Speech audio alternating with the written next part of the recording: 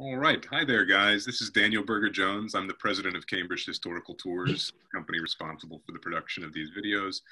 And I'm here with our two narrators. We have Stewart Smith and Kathryn Woods.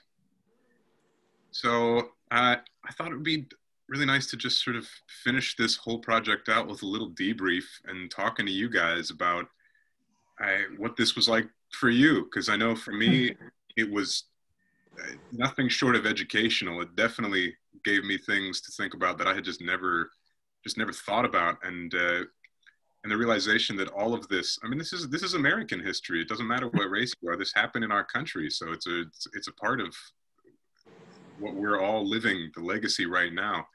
And I'm just curious to hear your thoughts on what going back through some of this information, some of it was new, some of it's old information for you guys, just like anything that it brought up. What you got, Stewart? Anything? For me, a couple of them, Clement Morgan in particular, it was really cool. It was really nice to be able to have an outlet to tell these specific stories. It's sort of the nature of tour guiding, right? You gather more information than you really ever need, or than you can ever really fit into the allotted time that you have. So you always end up with like a backlog of something that maybe someone will ask the right question when you're going from site to site, and you can do like a 2-minute version of that. So the stuff that I knew but hadn't been able to figure out how to put in a walking tour, it was really great to just tell those stories because I think they're cool. Heck yeah. Well, and you'd been playing, back when the company used to do characters in Harvard Square. Clement was your guy, right? Yeah. I picked him largely because he didn't have a Wikipedia page. Actually, there are two reasons I picked him. One, because he didn't have a Wikipedia page, and the other one because he was a very dark-skinned man. A lot of the people that I had looked at for characters were, at least in the sepia-colored pictures, a bit lighter than me. There was one guy that I think we talked about, Daniel, whose name I can't remember, but he was like the first Black fire chief or something in Cambridge. Like I looked at him and I seriously considered picking him, but I didn't because I read that he had fought in the Civil War because he passed. Whereas Clement, you look at an old picture of him and there is no mistaking that he is anything but a Black man. And I liked that. And Kathy, what about you? I know how much some of this stuff meant to you because twice you had to fight back tears in the recording. Once was when Harriet Jacobs was talking about the horrors of slavery, and the other was just the sentence in 2008, Barack Hussein Obama became the first African-American president. I mean, those were two moments where I saw the emotions coming out in you. You bring them back out again? I was thinking about Harriet Jacobs. I play Sojourner Truth, and at one point in the presentation about Sojourner, her mother looks at the sky and moans. And she says, because I don't know where my children be, and they don't know where I be. And I think about Harriet Jacobs, who secreted herself in the attic of her grandmother, in that crawl space where she couldn't even stand up. And the thought that her children were coming to see their great-grandma, and their mother was right upstairs over them, and she couldn't come out of the attic to see her babies. For 7 years. For 7 years. Yeah, got me again. How does it not? How does what? How does it not? How can anybody listen to that story and not have their heart broken? When people think about slavery, they tend to think about it in big, block letters, slavery. And it's a terrible thing. But when you think about it small like that, something small is not being able to see your children, not knowing where your babies are, or maybe knowing where they are, but knowing that if you go to see them, if you want to touch them, you're putting their lives and your life in jeopardy. And you've got something bigger on your mind to do. The restraint, the discipline of our forefathers. I wish I had a quarter of it. A quarter of it. I mean, it's kind of hard to imagine that someone would be that strong emotionally, and to think, and they didn't have calm, they didn't have, they didn't know meditation techniques. Maybe they had something to keep them chill, but there wasn't that stuff that was available, that's so easily available to us, that they had to find something. And I guess what they called it was God. A lot of people called it God.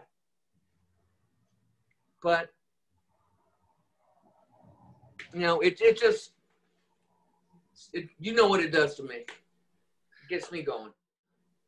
I found that when I was going around doing my show, mothers would come up to me and say they never thought about slavery that way.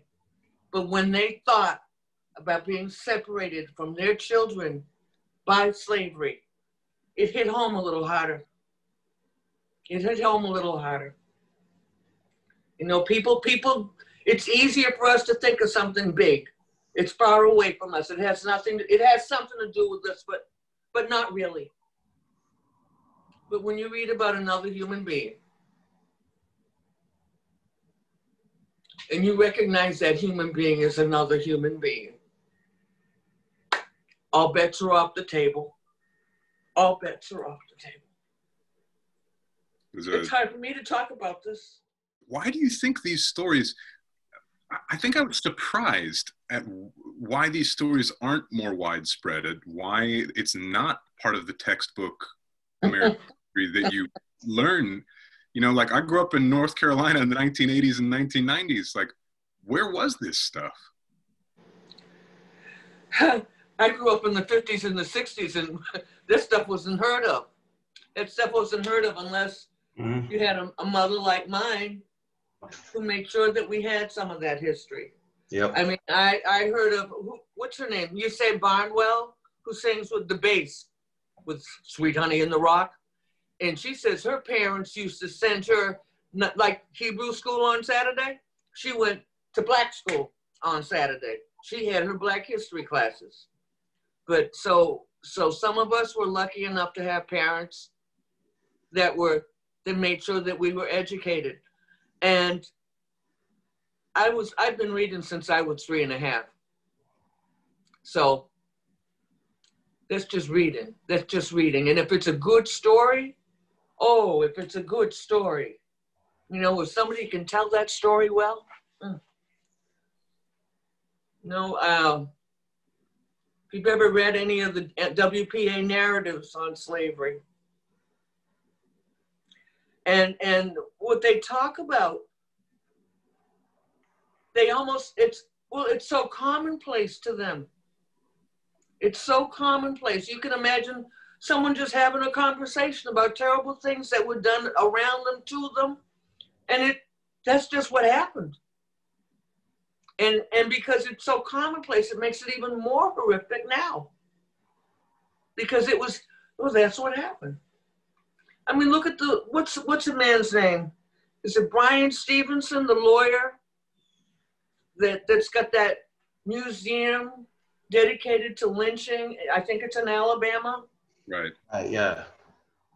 And he's got big jars of dirt from where lynchings occurred. Now, my daddy was born in Wilsonville, Alabama, 1922. And when I was watching this man, I think it was on 60 Minutes or something, and there was somebody lynched in Wilsonville 10 years before my daddy was born. And my daddy came up here to Boston and made his way. But he always had my mother was raised in Boston. She was black. She called herself a Yankee. Yeah, that's it, Stewart. That's right. And there was quite a difference in both of their approaches to white people.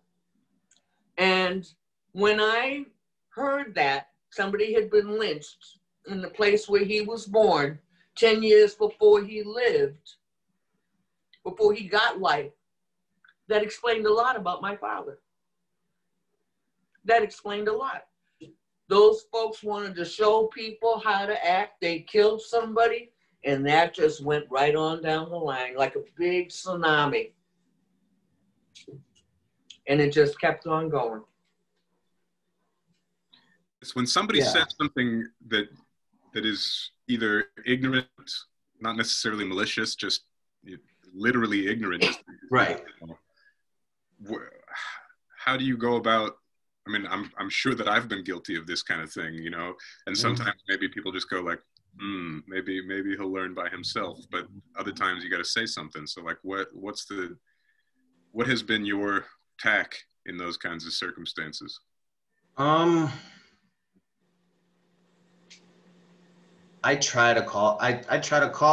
it's someone who I genuinely care about it, I will call them on it in a caring way. If it's someone I don't particularly care about, it will depend on my mood at the time. It's great to have an outlet to tell these stories. It's always great to find new stories to tell. And I mean, that's the thing that, at least for me, that keeps me tour guiding, is that telling these stories about these people. It's so fun, you know. It's fun, and when it's a good story that you believe in your heart is a good story and worth telling, it makes it that much more rewarding. So yeah. And when you can see sometimes that it's something totally new to the people that you're telling it to. Yeah. You know, and even better if you got a kid and the kid comes up to you and lets you know how special that is. I once had a kid come out on a tour with me. She didn't like history that much. She didn't like history that much. She didn't like history that much. But when she finished, she came up to me and said, history might not be that bad. And that, woo!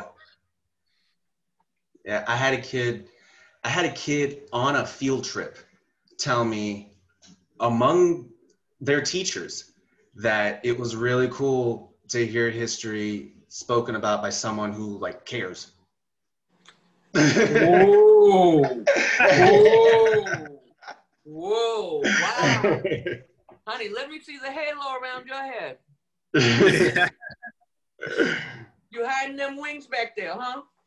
I try. I do my best. I see. It does feel good though when you can turn somebody on to something. I tell people all the time, I think what we do is really, really important. And I know it's in the hospitality industry and that people aren't qualifying it in the same level of importance as education.